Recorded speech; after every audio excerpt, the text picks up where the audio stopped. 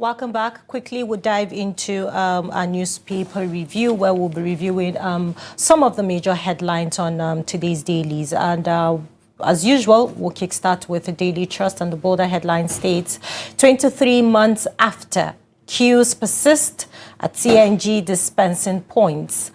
Sanusi, okay, that story is on page 3 and 4 of the Daily Trust newspaper. And then also we have Sanusi, Bayero supporters clash at Kano Palace. You can read that story on page 10 of the Daily Trust. Flood, rainstorm destroy 500 houses in Kogi, Kebbi communities. You can read that on page 30 of the Daily Trust newspaper. Do well to grab yourself a copy of the Daily Trust newspaper to read more stories and also find out more on the headlines. Hawa? All right, next up we have The Guardian. Right on the front page, we have fiscal inefficiencies erode Naira's prospect despite weakening Naira. That's on page 6 of The Guardian newspaper. At the top, we have Kiamo inaugurates Enugu Air as Mba vows improved air travel. That's on page 29 of the newspaper. At the top right, we have NDDC commits to improved mandate delivery. That is on page 29 of The Guardian. At the bottom, we have opposition unity at risk as ADC leadership faces legal hurdle, collapse warnings. We have palace guards injured, police vehicle vandalized as hoodlums attack Sanusi's palace. That's on page 30 of The Guardian newspaper. At the bottom, we have court jails 9 Chinese nationals over Ponzi terrorism scheme in Lagos. We have Tinubu insists fuel subsidy unsustainable, benefits only rich citizens. That's on page 5 of The Guardian. At the bottom, we have BRICS Plus summit between Nigeria's interests and the Global South agenda.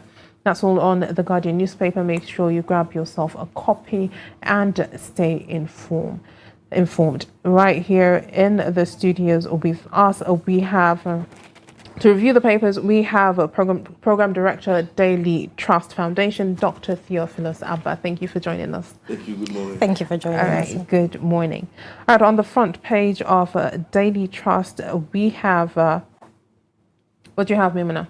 Okay, we have 23 months after queues persist at CNG dispensing points. So just quickly share your thoughts on that. Okay, actually, when you talk about the CNG, I think it was a move to reduce the cost of fuel, because we are now buying petrol at about 935, 940, 945 now, but CNG is much lower. From what I learned from those who have CNG vehicles, you know, if you buy, let's say 4,000 naira worth of CNG fuel, it means you can drive the car for about 200 kilometers. Okay. And if it is, if you're buying your petrol, for you to get 200 kilometers, you need to buy up to 20,000, okay, more than almost 40,000 worth of fuel. So you can see the difference. 10% of what you pay for fuel will give you the same kilometers. So you have this CNG. I don't. So that's quite a reduced price. Yes. But you see, the issue now is that many Nigerians are converting their vehicles to CNG compliant. Now, but the supply is not meeting the demand, and so there's that disequilibrium in economics. You know, so and that is the problem we are facing now. Actually, when the policy came on stream, I think the government made a pronouncement, but there was no foundation, you know, to implement it as quickly as it ought to be. Because when government was deciding to say we are going CNG, they should have known that millions of Nigerians will not take that option. You know, Nigerians are tired of paying so much for fuel. So millions of Nigerians will take that option. But then the issue that how are they going to have access? You know, there is a place on Airport Road, you see long winding queues. You know, people staying there for 2 days, 3 days, you know, waiting to buy the CNG. So the demand is higher than the supply. The demand is higher than. So I don't know. People have made suggestions that government should give incentives to almost every petrol station, you know, to have CNG facility. That means that if you drive into a fuel station and you have a CNG facility, okay, you just go to that CNG portion, just the way you buy a diesel. that if it's a matter of giving them loans, if it's a matter of even helping them to procure the equipment that is needed for to install the CNG system, government need to do that. But I think government was saying now it is business. Anybody who's interested in it should, look for his own money and install the facility. But this is not just about business, it's about social service. It's about the welfare of Nigerians, it's about the convenience of Nigerians. So we're thinking that what government ought to do is to see, okay, how can we, even these World Bank loans that they are collecting and are distributing as handout to people, if it means saying, okay, let's make sure that we have enough CNG facilities in Abuja, then move to Lagos, move to Kaduna, move to this. So if you do it maybe state by state or region by region, concentrate on one region at a time and work the place with CNG facilities, it will make life easier, because we cannot present something that looks good to Nigerians and make it difficult for them to access it. And I think it's actually because of the lack of continuity, because the CNG thing did not start with Tinubu. It started in 2020, when we're talking about removing subsidy and all this and all that. I remember the former vice president, Simbajo, talked about CNG so beautifully. Then Amici also talked about CNG, who was Minister of Transport, talked about CNG so beautifully. So we were talking about since 2020. If we had started doing it gradually, we had started implementing it gradually, by now, people would ask, okay, I want to do CNG today. Oh, there's a queue for fuel is too long. Oh, okay, fuel for say too long, let me go and buy fuel. Something like that will have been the experience of Nigerians.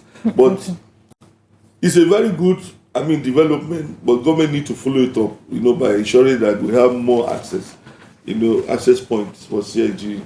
All right. One story that really caught my eye at the top of the paper is Sunusi Bayero supporters clash at Kano Palace. There's a history of, disagreement when it comes to the throne and the succession as well. What is your take on that? I think we are waiting, for the judges, to make the final pronouncement, who is actually the authentic Emir of Kano, because this thing is about power. So if two persons are flexing their muscle, their supporters will want to say, oh, we are the ones in power, you are not the ones in power, we are the authentic.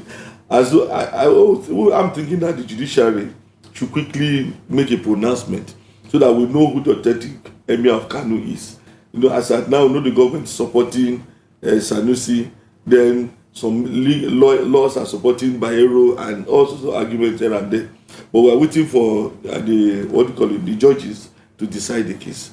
All right. That is what will solve this problem. All right. So quickly, we've seen that NIMET has given a warning that there would be persistent rainstorms that will be happening in the next couple of days, and we've seen flood and rainstorms destroy 500 houses in Kogi and Kebbi communities. What is your thought on this? And how do you think the government in itself, in states and the federal level, are taking this situation when it comes to destruction of lives and properties by flooding?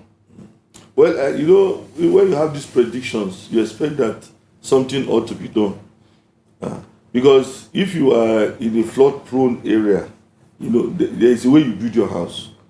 Like a place like Japan, which is prone to earthquake, there's a way they build their houses. You hear that even when there's an earthquake, the building may not totally collapse, but you see maybe some photographs of the wall block, things that are hanging, they will just collapse. Then there's a movement, and when it is over, people go back and say, okay, what do we adjust? Because they are used to, building structures that withstand the earthquake. Now in Nigeria, we know places that are flood prone. The level of the flood. Now, one of the things that we expect people to do is to say, okay, the government is not helping me, and I'm building my house in this area that's flood prone. One of the things you can do is to make sure that you have something like a pillar, that is higher than the level of the flood, so that when you are entering the room, you use something like a staircase into the room. Then you now deck the pillar, and then build your house on it. In other societies where you have this problem, that's what they do, But in our own case, people are not enlightened, and You know, every year we wait for this flood to destroy our homes. I'm thinking that if your house has experienced flood, I think about a place like what do you call it, Cotton Calfe in Kogi State. If you go to Cotton Calfe and see the way, I mean, since I have been coming to Abuja, every rainy season, that place is flooded. So people need to have a new approach to building. You can't build a very beautiful house and allow it to be flooded every year. You have to replace your furniture. You have to, no, it's not. That is not how it should be. So people need to be educated. You know, even though we say, okay, government ought to do something, but if you know that this is a flood-prone area, then you have to know the kind of houses to build in that area. So that if there is flood, you allow it to pass under your building, let it go its way. If the flood is not so threatening with wind to pull down the house. So people need to be educated. I think that's one of the things we need to. But then we also need to challenge government. For those who are affected, you must provide support. You know, there has to be a way of saying, okay, sorry, what has happened? This is what you need. I need to support you. Okay. Right. You know? So we have another headline, international, of course, and 10 die in fresh anti-Ruto protest in Kenya. You know, there have been, you know, lots of issues going on in Kenya, stating that Ruto must go and, you know, things should be better in Kenya. So what are your thoughts on that particular headlines? Well, you know, this situation in Kenya, you know, it started with the constitutional amendment that people rejected. Then they talk about the tax bill that people rejected. And then people have been querying the amount of money that accrues to lawmakers. You know, I think at the point Ruto had to cancel some of those things, you know. But then there are series of protests, you know, in Kenya. At the point it was about, you know, the killing of women, femicide, you know, it came up. And, you know, so you have rights activists, you have all sorts of activists who are, who are against this, against the government. I think one of the things that not Nigeria, Kenyans need to do. I'm talking about the government now. You need to do is to make sure that they respond to what the demand of the people are. Unfortunately, it's the younger ones that are protesting in Kenya, you know, and they have the young population be mobilized on the social media and all this and all that. But the government has to come to a point of saying, okay, you young men, what do you want us to do? You know, and then you agree. Because this idea of arresting, in fact, there was even one of them that died in prison, you know, in police cell, you know, say he posted something on the social media platform, right. And then, he had the brutality and all those, he died. So there has to be a way of sitting down with these youth, you know, talking with these CSOs and say, okay, right. Where do we come to a consensus on issues about the country? All right. Yeah. Thank you so much, Dr. Theophilus, for joining us. As always, in reviewing the front pages of the national dailies that we have. Thank you very much. All right. And I believe that is all we have for today. Thank you for being with us on Daybreak. As always, make sure you tune in tomorrow morning at 8 a.m. so that you don't miss out on the interesting and interactive conversations that we're going to be having on here. As always, I am Hawa Adamikiawa. Thank you for watching. And I am Yimina Bagudu. Have a great day. Bye-bye.